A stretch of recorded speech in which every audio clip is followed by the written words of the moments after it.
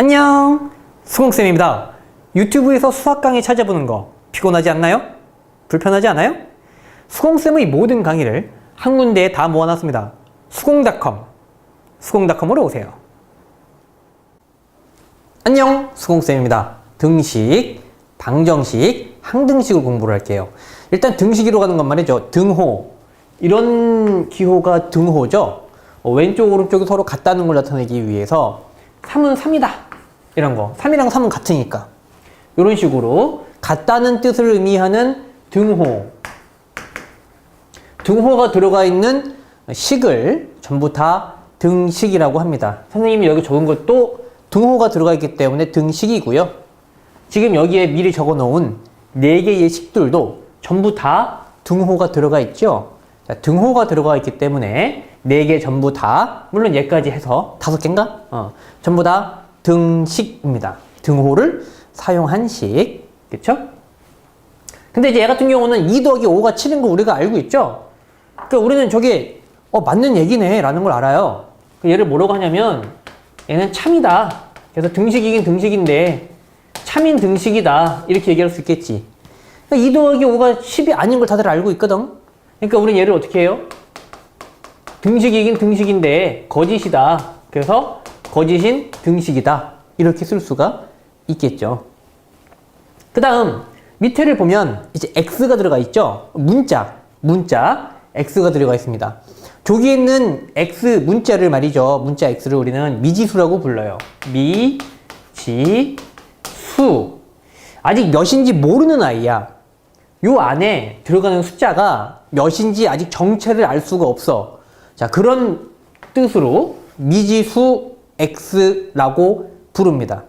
자, 그러면 미지수 x가 들어가 있을 때에 우리는 그 등식을 또 2가지로 나눌 수가 있어요. 그게 바로 방정식이랑 항등식입니다.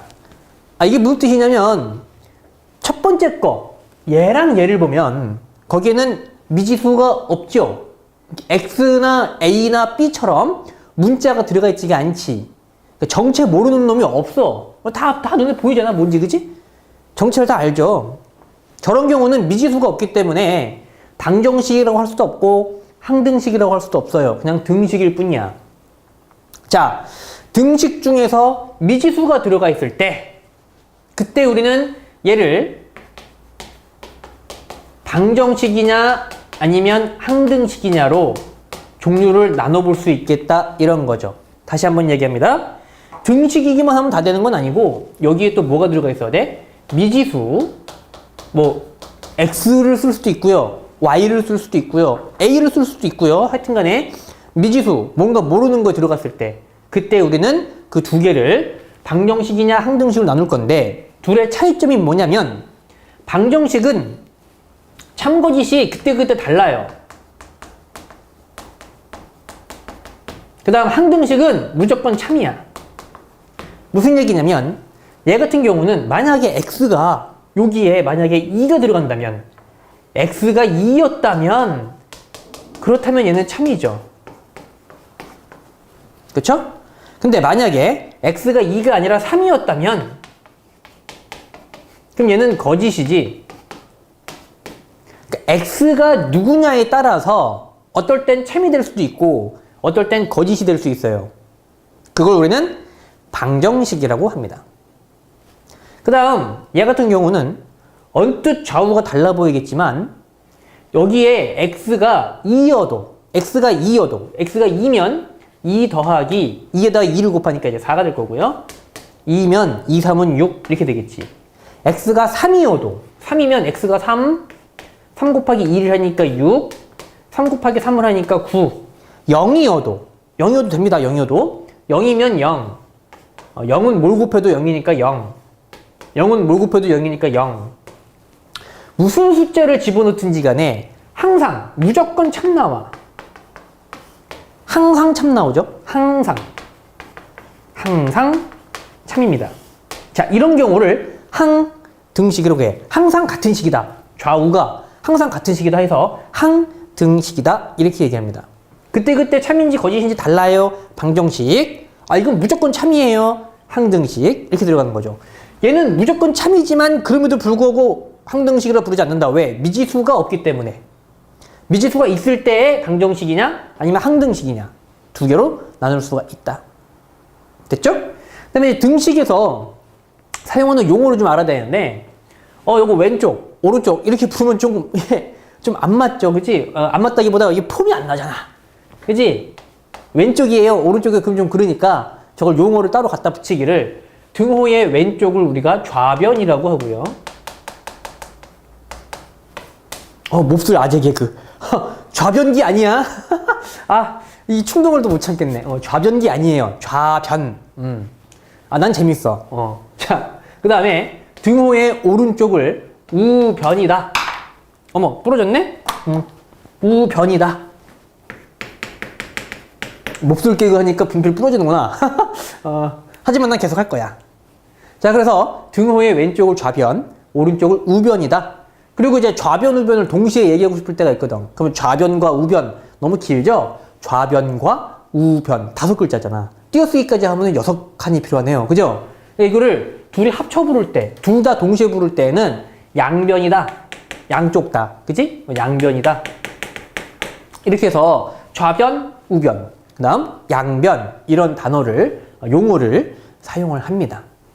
그럼 이제 항등식 같은 경우를 보자. 항등식. 항등식을 왜 보려고 하냐면 뭔 수를 집어넣어도 어떤 숫자를 집어넣지 간에 미지수에다가, 그지? 미지수가 어떤 수가 들어가든지 간에 상관없이 항상 참이다 이렇게 얘기했죠.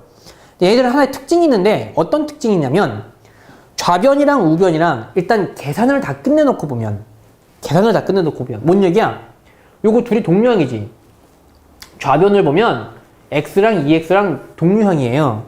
동류항인데 계산이 덜 됐잖아. 그러니까 동류항 계산을 다 끝내놓으면 얘하고 덧셈을 하면 1x랑 2x랑 더하는 거니까 3x지. 그 다음에 오른쪽 우변은 더 이상 계산할 게 없죠. 그러니까 3x를 이렇게 적으면 항등식은 말이죠. 언뜻 보기엔 달라 보일 수도 있지만 계산을 전부 다 끝내서 간단하게 요약을 하면 좌변과 우변이 항상 똑같이 생겼어.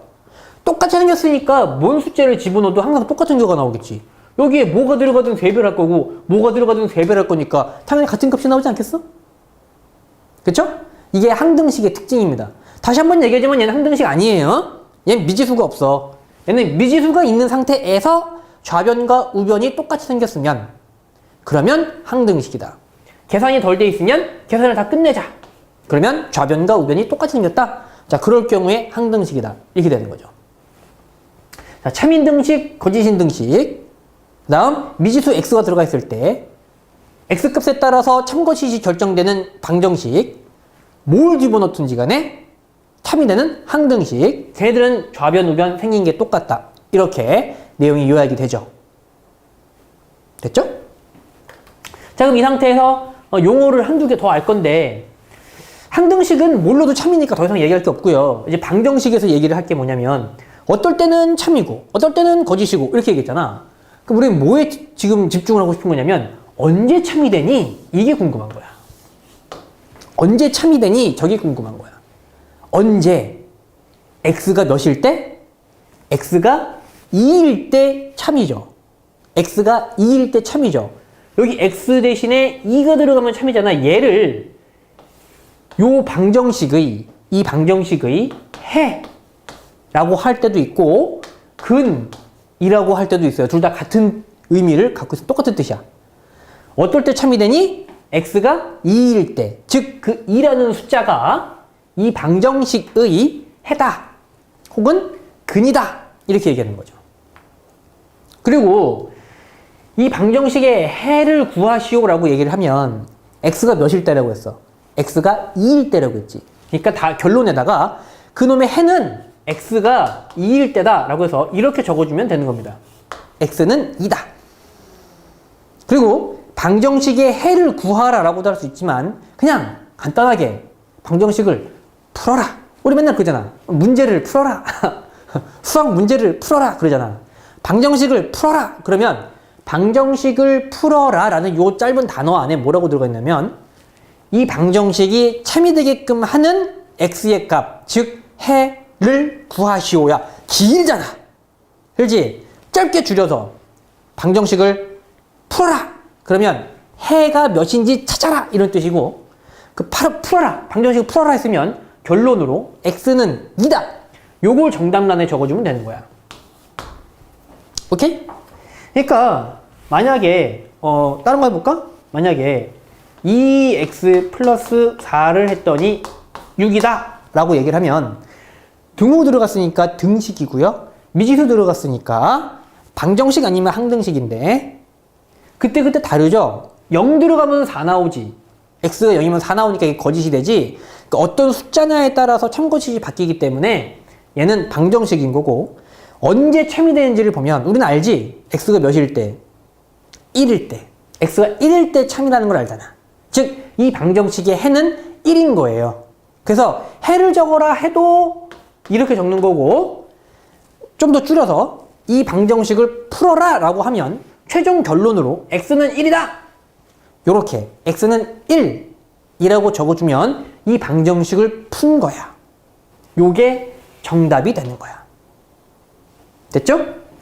그리고 방정식을 풀어라 라고 얘기를 하면 모든 해 혹은 뭐 모든 근을 모두 적는다 이렇게 적혀있는데 이게 무슨 뜻이냐? 해가 여러 개일 수도 있어요. 어떨 때 여러 개냐면 대표적인 걸로 이런 거, x의 제곱이 1이다. 그럼 x가 누구냐? 라고 물어보면 지금 많은 친구들이 x는 1 하고 대답했을 텐데 틀렸어요. x는 1이라고 대답을 하면 틀렸습니다. 왜냐하면 제곱해서 1 되는 애가 1 말고 또 있어. 마이너스 1. 마이너스 1도 제곱을 하면 1이죠? 마이너스 1도 제곱을 하면 1입니다. 그러니까 얘는 해가 두 개야. 1뿐만이 아니라 마이너스 1도 있어요. 자, 그럴 때는 어떻게 쓰느냐? 모두 다 적어야 된다고 했잖아. x는 1 또는 x는 마이너스 1 이렇게 두 개를 적어줘야 됩니다. 물론 이렇게 써도 됩니다. x는 1, 마이너스 1 이렇게 써도 되는데 보통 이런 표현보다는 이런 표현을 더 좋아해요. 두 번 써주는 게 좋아요. 자, 뭐 어떻게 써도 상관없습니다. 근데 보통도 이렇게 써요. x는 1 또는 x는 마이너스 1 이런 식으로. 그쵸?